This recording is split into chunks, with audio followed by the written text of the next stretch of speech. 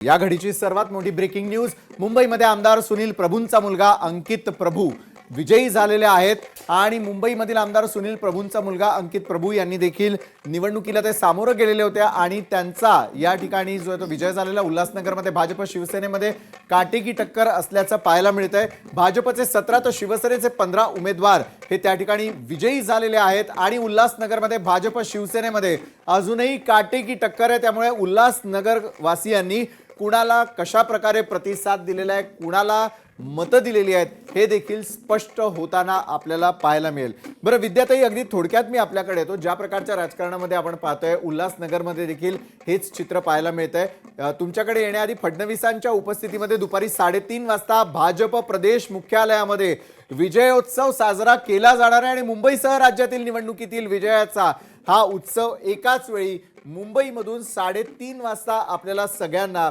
एकत्र पाहायला मिळणार आहे। लोकशाही मराठी ऐका, पहा, जागरूक रहा।